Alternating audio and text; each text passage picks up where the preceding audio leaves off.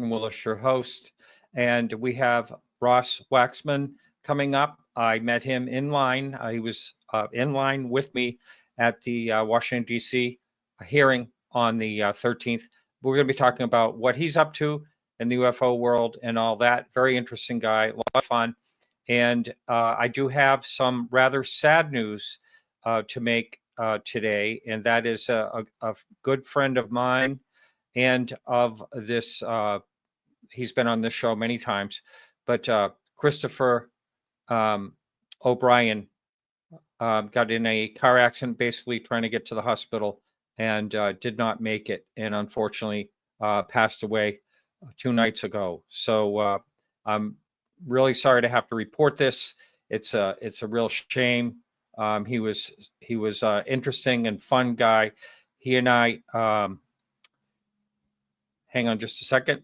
I'm having a little trouble with the computer now. I am back in New Hampshire. This is the blog. I'll just take a little jag here. This is the blog this week from Charles Lear. He is going to create a blog next week and dedicate it to Chris O'Brien, a story about him. So blog this week, metamaterial mystery or misinformation. Very interesting blog from Charles this week. And so anyway, yeah, Chris unfortunately is gone. And last time I saw him was out in Sedona, where he was actually where the incident happened. And so a longtime researcher, he did a wonderful job with especially with the cattle mutilations. That's what he was really known a lot for. This is the last time that I this is the last time we did a show in person. He came and stayed with me for a week at my guest house in Maine. Anyway, I do. There's a couple of interesting chat rooms. There's a Facebook, a closed Facebook page, Anomalous Animal Deaths, and of course, we do have a loose network of, if you can call it that, of investigators. There's not many. Anyway, that was Chris, and I'm not sure if this is working right. I'm sorry, I'm having a little bit of technical trouble. I do have a really great computer down in South Carolina, but I'm up in New Hampshire, and I could not bring that on the airplane. It's a big basically gaming computer, so I couldn't bring that on the plane. But anyway, we'll suffice up here for about a month, and then I'm heading back down there. But I want to bring in our guests. Ross, welcome to the show. Hey, Martin, great to be here. Yeah, I'm sorry about your friend. I was reading about his passing as well. And yeah, it seems like he had a lot that he contributed to the field. So yeah, thank you for sharing all that. Yes. Yeah. Yep. Chris did give a lot to all of us and left a lot for the future and research.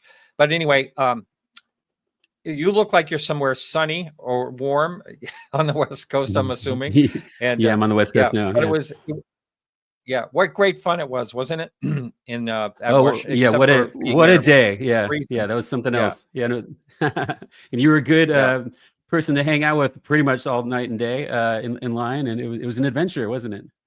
It was, yeah. And yeah, we try to stop those people from cutting and all that. I don't know if you remember all that stuff. Yeah, I'm not going to name any names, but you can if you want. But yeah, no, it's, as maybe you've told your wonderful audience here before that you were very close at the previous hearing with none other than Grush and his testimony, but you were just one person off from making it into the main room, and you had a beautiful mission. I mean, I guess you have the longest running podcast on this subject, and you've been dedicated to this for so many decades.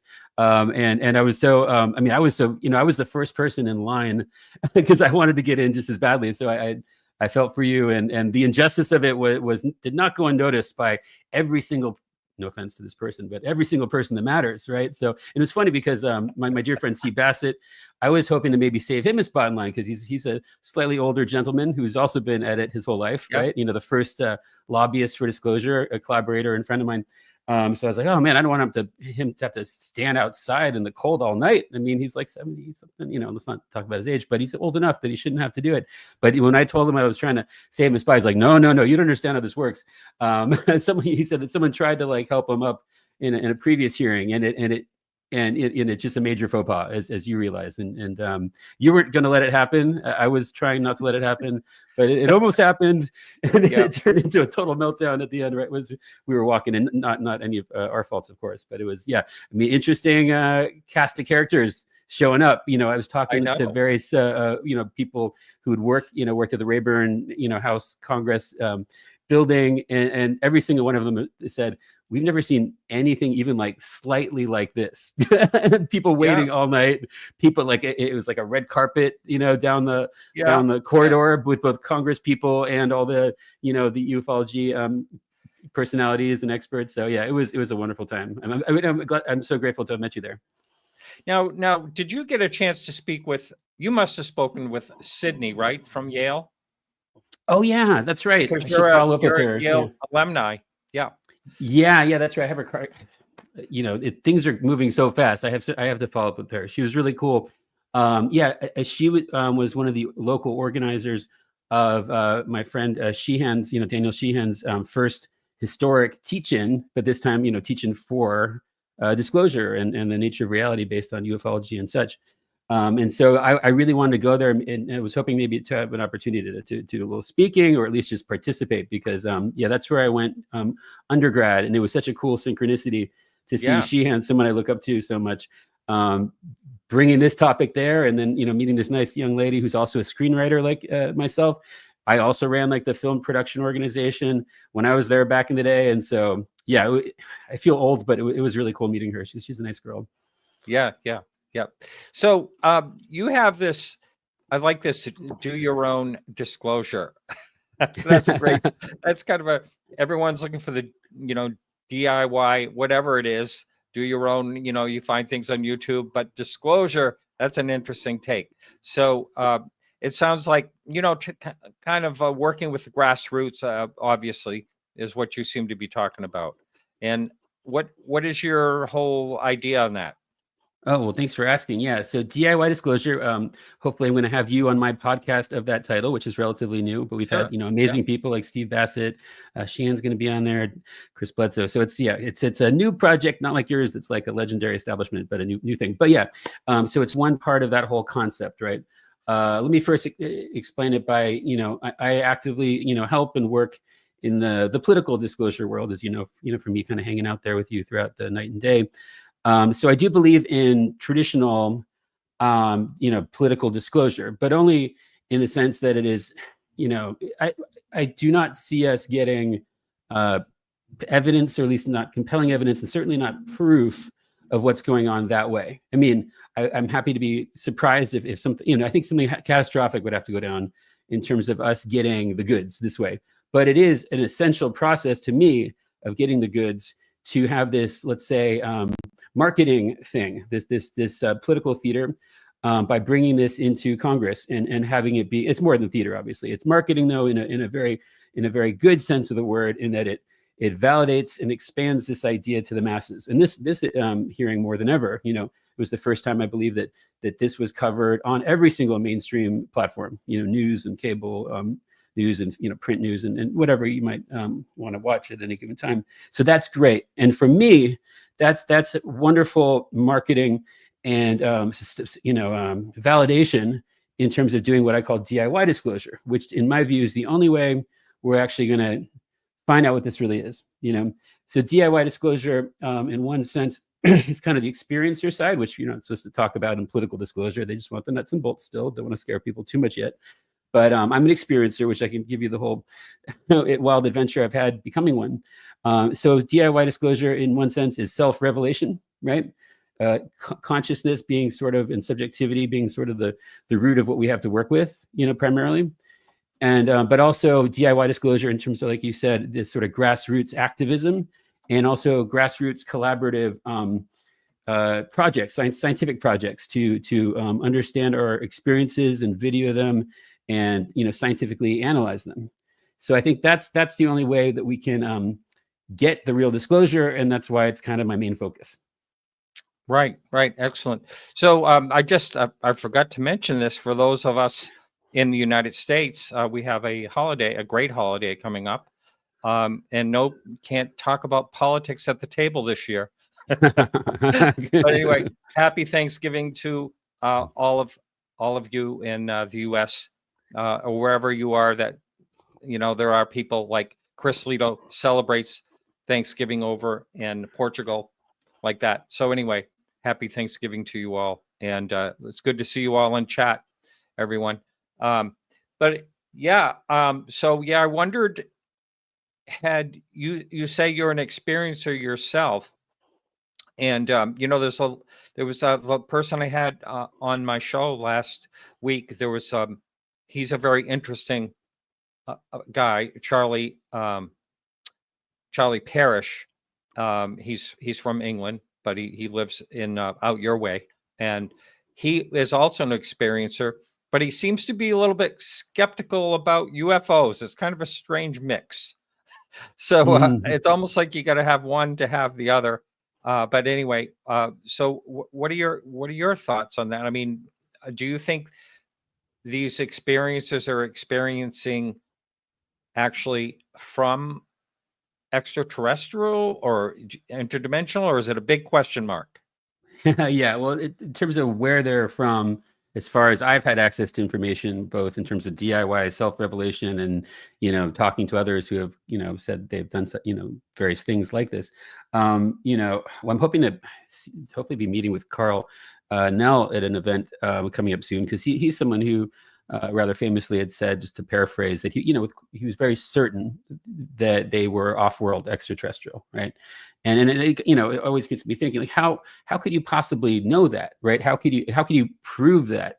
It would be pretty cool. I mean, if it were to be proven for real, like in a way where it's not just, oh, it seemed like this, or my perception was this, it's going to be a grand adventure, because you'd have to be able to see said being traveling to another world, and you'd have to go with that being to the other world and somehow get some sort of proof that being is from that other world, which would be, sign me up. That sounds great, unless it's, one of these doomer or scary things. But so far, I'm very fortunate to have only experienced what has been described famously by Chris Bledsoe as these, angelic beings, right? So it's definitely been my experience with them. So, but yeah, the extraterrestrial thing is a great question. It's something I think about quite often, since I have somewhat recently become an experiencer. It's only been this year, mind you. I think there were elements that were happening before, but I did not really understand it was connected to this whole thing. So so the extraterrestrial thing,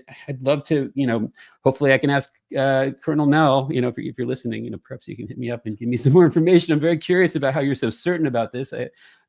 Obviously he has more access to all kinds of things than I do so far. So, but yeah, so I don't know. It could just be all part of us, right? The only thing that seems pretty clear is that consciousness is this sort of nexus, this sort of Venn diagram overlapping cross section between all things, right? Whether it's all things subcategory as experiences, right? Paranormal, any of these sort of interactions that are etheric by nature.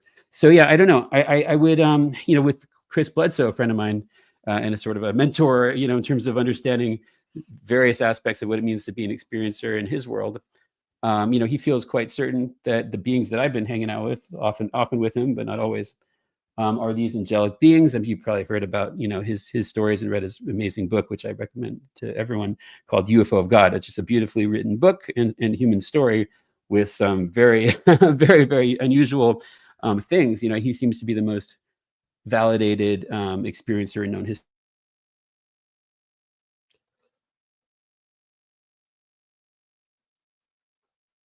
Yep. It appears to be that your screen froze. I'm not. That's what I'm seeing. I don't know if someone could chime in on the text. Let's see. All right. We'll try to. Yeah, he has frozen. I'm going to remove, and hopefully he will come back. So I'm not sure what what happened. I do have his text. So I'm going to tell him to go out and come back in of this. Let's see. And come back in. There he goes. He's gone. So anyway, I apologize for that.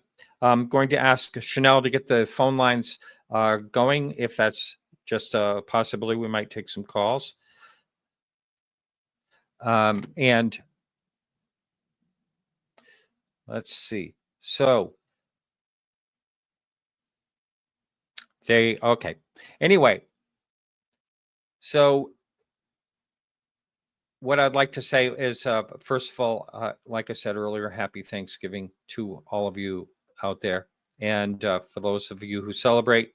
And I also want to thank you all for being here. There's a lot of people here in that chat, a couple of new faces that I haven't seen prior, but a lot of the usual suspects, as they say, are in. And thank you so much for being here week after week. And let's see. So right now, since we are stuck and waiting, if anyone has any questions you'd like to ask, go ahead and throw them in the chat. And I'm going to give the phone number to him. If he's having trouble with his computer, then I'm just going to make sure that he can call in. And let me get that number. I don't have it memorized always. Okay.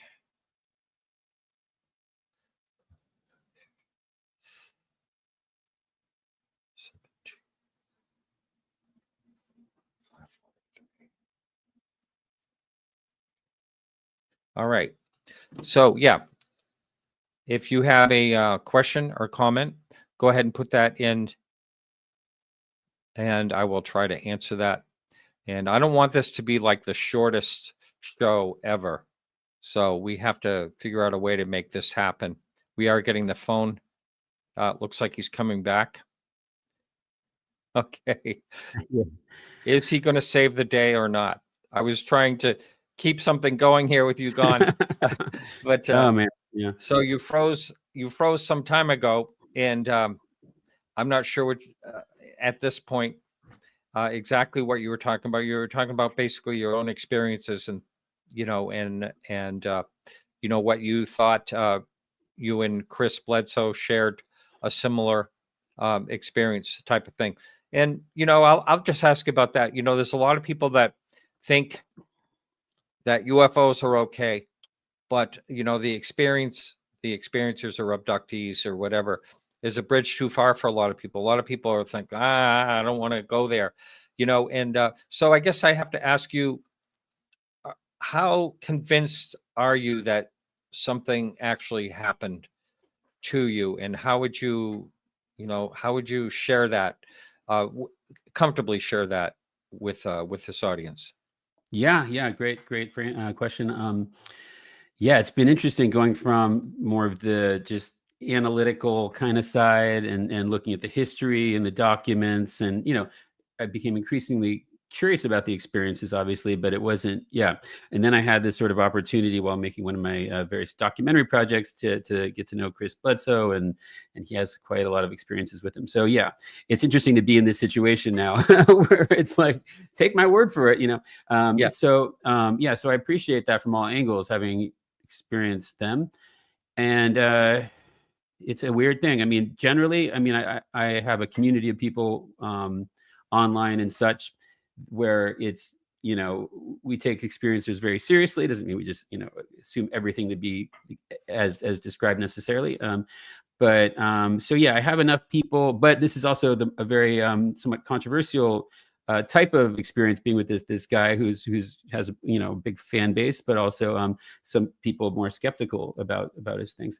So yeah, from my point of view, from my experience, as they call it, of course, I feel 100% certain that these things really happen, and there's been many of them, right? As to what they are, though, I don't personally I still take a scientific type approach, where I don't just, take my experiences to just be, I don't take leaps in sort of logic. that just because I saw and felt this, that therefore it's extraterrestrial, therefore it's angelic. I'm trying to find out what it is. It's just sort of the beginning of my research, I guess, with me as sort of the test subject, interestingly enough. So there's been so many of these experiences, but like the first time I was hanging out with the family, which are, they're just the nicest, greatest people in my view. There were many people witnessing what was going on, right? And there's various equipment, not like as high tech as I want to bring to the table moving forward, but yeah, essentially I can give you the whole story, but in broad strokes, it began with seeing one orb in the sky in a place it would not be possible to see an orb in the sky. It was actually a super full moon, so it was cloudy and it was raining previously, so not optimal conditions for seeing mysterious things in the sky, right? But regardless, these things are quite persistent, I guess, with Chris Bledsoe and his family. And so the first thing that I noticed was this unusual bright thing that was like right next to this massive bright moon. And I'm not an astronomer, but I know enough about astronomy and how the sky works at night to be like, well, that's unusual. There are no stars, visible anywhere near this moon. It is way too bright, to have, visible stars near it. And I'm like, oh, I see what's going on. Something weird is happening. And Chris was watching my expression and kind of, he's analyzing sort of the revelations I was having, the experience I was having. And so he gave me this pretty, high tech little scope, night vision type thing. And all of a sudden I was able to see this object very clearly and recorded it, for what it's worth. And it was, I could immediately see it was not a star. It was a spherical orb. It had a little blue kind of pulsing quantum rhythmic thing and a little red pulsing quantum rhythmic thing. And the sensation I had was that it noticed that I was recognizing it for what it was. And then it decided, as it seemed to me, maybe in an anthropomorphic sort of way, wanted to kind of put on a bit of a show. Maybe it seemed sort of whimsical how it did it. And so this one very bright orb next to this massively bright moon suddenly started drifting off a little bit. And then as it did, one became two, became three, became four. This kept happening. It kept dividing. And until there was about, I counted that I could see about like 16 different orbs in the sky from this one orb all over the place. And so I saw it from, horizon to horizon and everything in between, very long distance. And so my mind is going like, okay, could these be drones? Like, can drones, so it just was astonishing how it seemed to be so far away and everywhere in the sky. But that was then just the beginning, right? Then one of these orbs seemed to be kind of vibing with me. That was the sensation I had. And it kind of went down to ground level and kind of like very kind of earnestly was like sneaking up from behind this rather large tree. And it was about like truck size, I guess, but this big version of this very three-dimensional with the pulsing stuff. So anyway, just to answer your question on the first chapter of this one evening, right? Those things, I was just trying to imagine how this could, everybody was, completely sober, completely lucid. We were having a nice time, like a kind of Norman Rockwell kind of wholesome, hanging out with family kind of vibe. There was nothing, hallucinatory about it. And especially with the help of these, scopes and things, to me, it seemed crystal clear. And then when it, went behind the tree, you didn't need a scope to see it. You could tell it was something very unusual. So if I don't want to bore you too much with every detail, but some of the other parts that were quite mind blowing, right? If you read Chris's book, he has this tendency to be, I guess, a conduit of healing. And I've been disabled. I was disabled for a good majority of my life. This is a big kind of fundamental aspect of everything I do, including my philosophy and research and such. But long story short, for about 22 years in particular, I had the highest level of chronic lower back pain that was, I guess, documentable by medical science. So I was tortured alive for many years, which I guess subsequently led to my ego death, although I guess I didn't know what an ego death was at the time. I just knew I was sort of stripped down to nothing, from that experience, which is one of the many things I sort of vibed with when I met Chris Bledsoe initially at Contact in the Desert. We have both been through very parallel stories in terms of what I refer to in my philosophy as our coherence narrative, our sort of life experiences that lead up to this point, which, based on my research and theories, is fundamental in terms of knowing what kind of experience an experiencer is going to have, right? What the the personal emotional trials and tribulations and such. So just and this could be like an hour's long conversation, just this one night. So I'll try to be succinct. But essentially, he put his hand on my lower back, somehow intuitively knowing the focal point of my pain, and I felt this like warm, tingling sort of energy down there. And then moments later, this is where I got one of the most sort of paradigm changing kind of things from my personal life. So Chris Bledsoe is famous for sort of being able to precog where the entities or the angelic entities are going to be before they show up, right?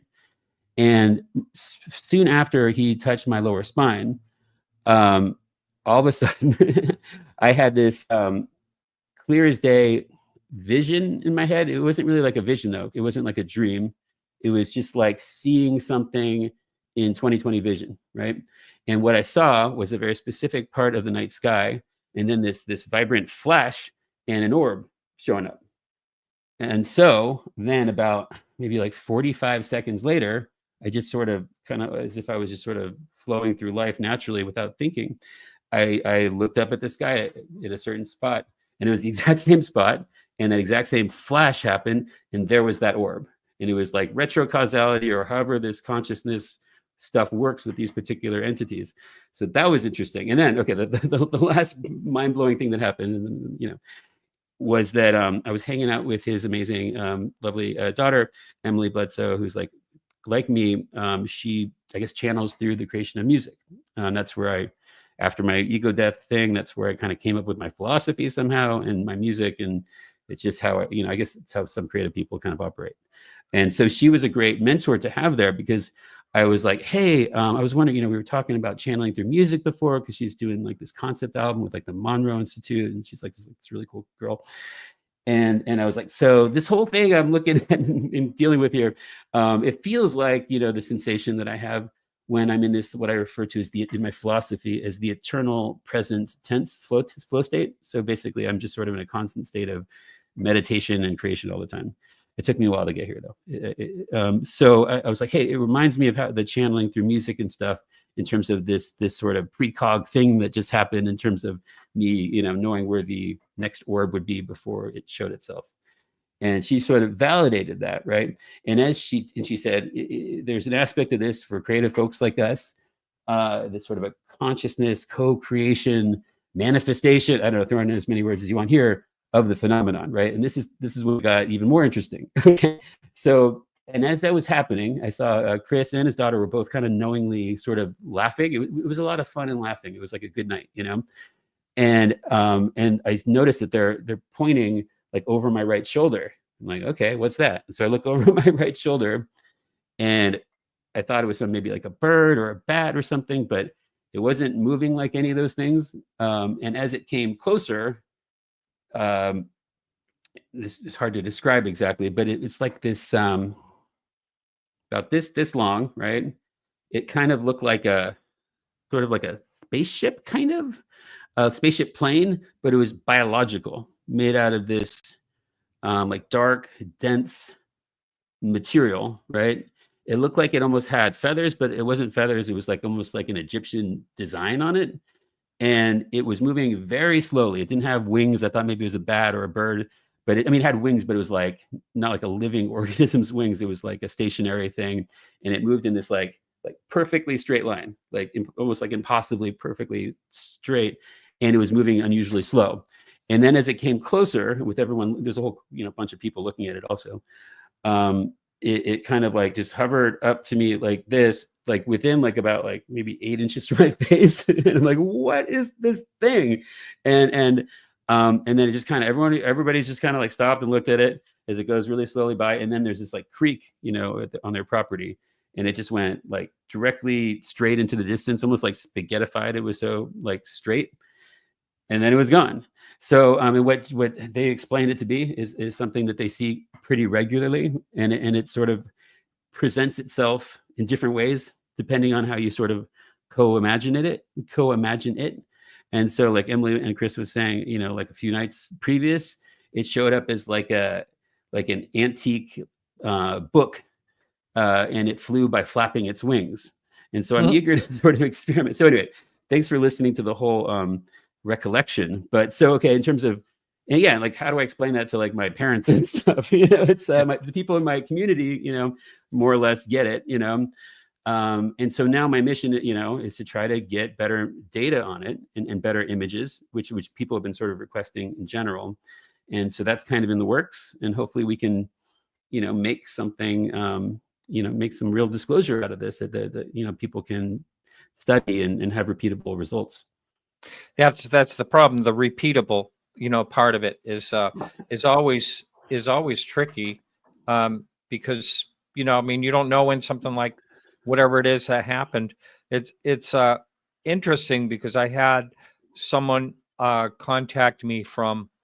They have a ranch in New Mexico, and they were describing these things that were up in a tree and coming down. They said at first they thought they were birds, but they looked mechanical, and it was such a strange, very strange thing that was. He had one witness. Yeah. Wow. He had one witness that they both were walking the dog at 3 a.m. basically, and saw this whole thing happen to them. And a very bright moon. They could see it very clear. They could see it clearly, which was really bizarre. I've tried to get this person on my show because a lot goes on in this. It's a family ranch out in New Mexico. So it's a strange situation. I don't know. I had Chris Bledsoe. Of course, he was standing in line with us there. But he's been on my show a few times, and then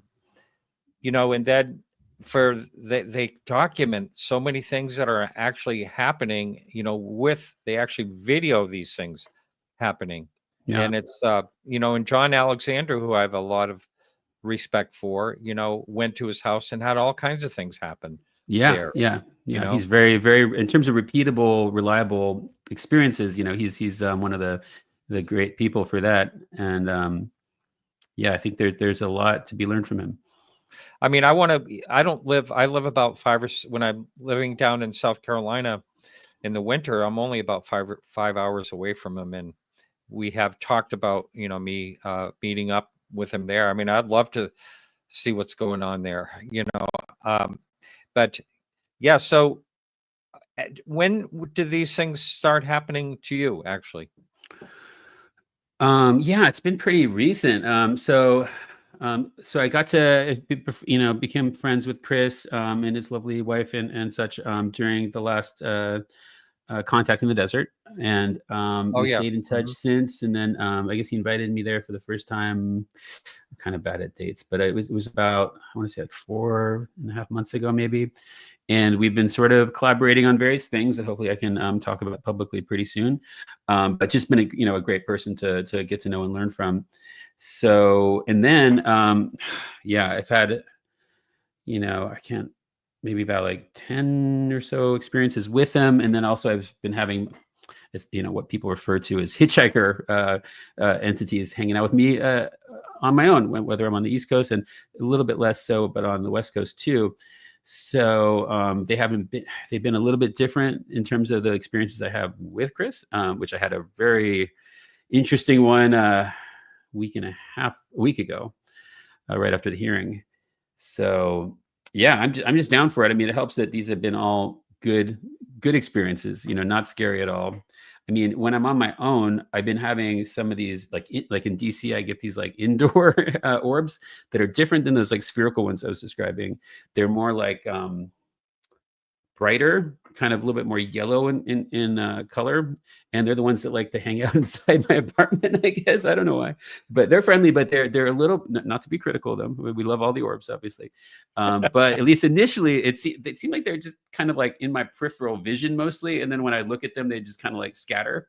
And I'm like, come on, just, I thought we already got to know each other. You don't have to, you don't have to like lurk over my shoulder. Just, go in front of me and, maybe speak to me and, so I can understand the universe. What, no pressure, of course. But, so yeah, they're different though. They don't really change so far.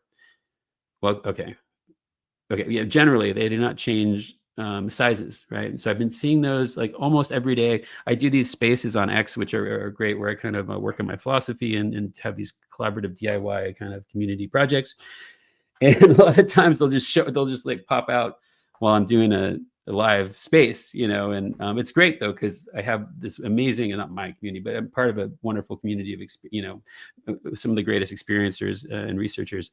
So it's nice. It's nice to talk to them instead of like, like my sister, about it. Yeah. I love my sister, but you asked about being an experiencer, and she was getting into the whole idea that I was, that this is a real subject, and those hearings are very helpful to prove that it's not just in our heads, that this is a real thing, whatever it might be. But some people though, like I said to her, I started explaining to her one of my experiences, and she's just like, "You're scaring me." I'm like, "Oh, Yeah. well, sorry." Yeah. That's true. That does happen. So, Mary Grace wanted to know if Chris and his daughter both saw the same thing as you. They definitely did, yes. And there were other people there too that I can't necessarily just say publicly. But yeah, there was about 5 Bledsoes looking at it, and like 3 other friends of ours. So yeah, there was a lot of eyeballs on it, on that whole situation. Now, how about your back pain? Oh yes, right. There's a lot to tell you. Yeah, actually, okay. So much happened that first time hanging out with Chris and his lovely family. So yeah, okay. So that first time, going into that, right, I had this very, very, very unfortunate leg issue that, because of all these years of having chronic back pain, it kind of messed up my alignment, and so over time, it started to mess up my knee, and then it was just one of these, downward spiraling dilemmas because walking is the main way that I get some kind of relief pain-wise, from all the arthritic agony. And so I couldn't even really walk then. And I was, working on these investigative documentaries, and it's like, it was just very difficult to travel. Right. And so after this first crazy good time with Chris and his family, just the next morning, my knee was like totally fine again. And it's been totally fine to such an extent. I was the first person there freezing my butt off all night waiting for the hearing. And I did that partially to kind of test to see how well my leg is, how much better it really is now. I'm just testing to see the efficacy. That's a good test.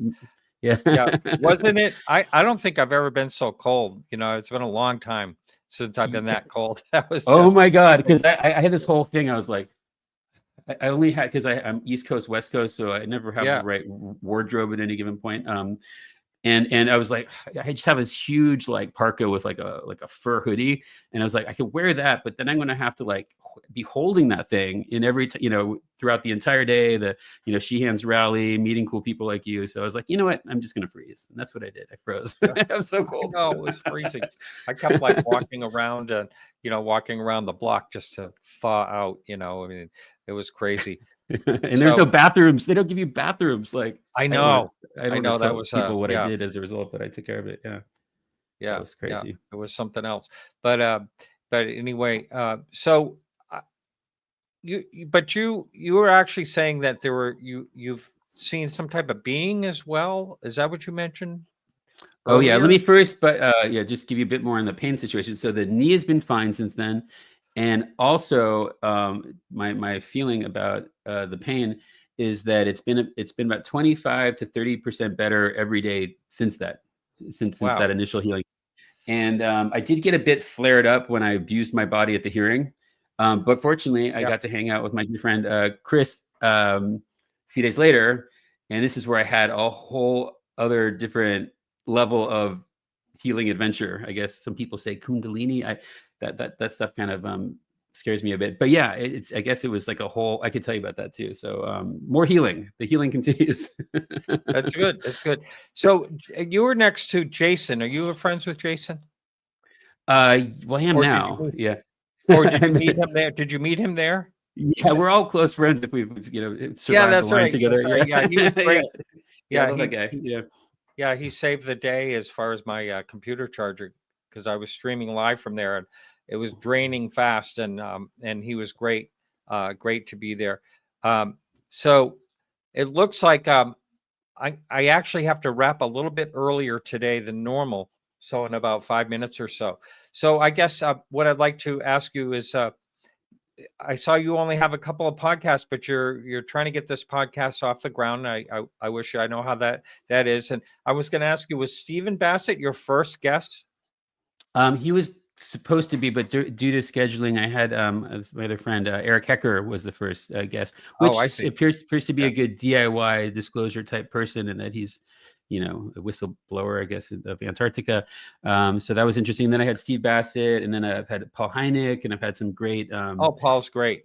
Yeah, some cutting edge, He's physics philosophers like Gavin Wintz, my friend, and also my friend Roy D. Herbert. So we're taking it from the scientific perspective, the experiencer perspective, the legendary podcaster perspective, all the DIY people making it happen. Yeah. Well, Stephen Bassett, I was just mentioning him because he was I contacted everyone back in 2011 that was anybody, and he's the only one that said sure. He was my first guest. So, nice. Once you get the first guest going, then it goes pretty well from there. And yeah, isn't it? It's such a fun thing to look into, because of all the different ideas of this puzzle. I mean, it's still a puzzle. We had someone new, and that is taking over AARO. I'm not sure how that's going to go. There's already mixed reviews, but we'll see. Hopefully he'll be at least more transparent than Kirkpatrick was, so but anyway, I really appreciate you coming on, and I wish you good luck with your podcast. And I'm just looking to see if we have any other questions for you here. Yeah. And yeah, they did. And while you're doing that, I'm excited to have you on the podcast to I'm glad this is brief, so we have more room to explore for the next one, because I'm eager to sort of put you in the spotlight to hear about your many years of talking to different kinds of people, experiencers and everything else. So to get your theories and your overview. Yeah, someone just wanted you to talk a little bit more about your DIY disclosure. I guess that's the only other thing that I see. Okay. And if you want to wrap it up with a little more talk about, is this something like any type of organization, or is it just your thoughts of what you're hoping to see done? Yeah. Thanks for asking. Well, briefly, and this can be for next time, I've created an entire philosophy for finding truth in a post-truth world. So DIY disclosure is sort of part of that methodology, right? As I described already, I'm kind of just attempting to do whatever I can as one person to find the truth and to share the truth collaboratively, right? So in terms of it, is DIY disclosure an organization? Sort of. It's currently a Discord where there are 37 different collaborative projects.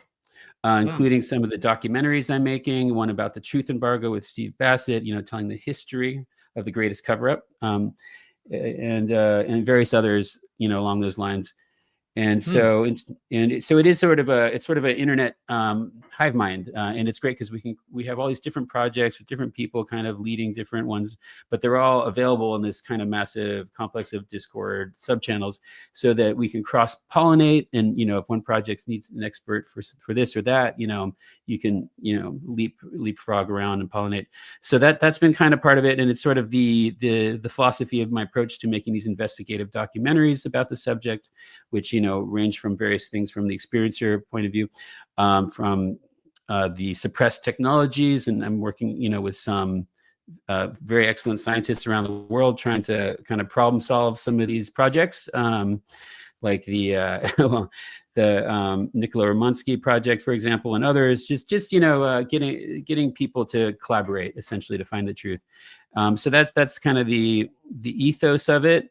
And but for the greater structure, I have this philosophy that I was lecturing about at Contact in the Desert, and I have some other engagements coming up, which we don't have time to get into all of it, but that's kind of the source code of what I'm trying to do, and how I'm trying to understand what's going on. And it's working pretty good so far. For example, in terms of DIY disclosure, right? It came from this sort of effort to find and share as much truth as possible until the point of death and there beyond, should the opportunity present itself, which is the super objective of this philosophy. Just a little taste of what's to come in a more lengthy conversation. So, I'm getting to know people like Steve Bassett and collaborating and assisting him on his efforts, and also Sheehan. There is a lot of vagueness in terms of what is disclosure. How will we know if we find it? For me, and how I define it, it's the only disclosure we're going to get. It's DIY disclosure. It comes from our subjectivity, and it's an eternal process. It's not like we're just going to get this flag planted and all of a sudden disclosure is done, and then we're in it. No offense to Steve Bassett, but that we're going to be in a post-disclosure world. For me, like awakening, disclosure is an eternal process based on my philosophy, if that makes sense. Yeah, excellent. All right. Well, thank you so much, Ross. It's been a pleasure. And it's been a really nice meeting you and hanging out with you. Like, what did we hang out with? Well, at least 5 or 6 hours, right? Yeah, we went through all kinds of things. Yeah, and my back was killing me too. In that, but anyway, yeah. Thank you so much. And take care. We survived. We'll do it again at the next hearing, which is going to be even better. Yeah. Yes. Yep. I'll be there, I'm sure. All right. You take care. All right. Thanks for having me. You bet. All right, everyone. So we'll be back next week. I'm not really sure what the show's, who the guest is going to be. It might be Dave Marler. I'm not sure really at this point. But anyway, also do a little bit of a tribute to our good friend, Chris O'Brien. And thank you, everyone. Remember to keep your eyes to the sky.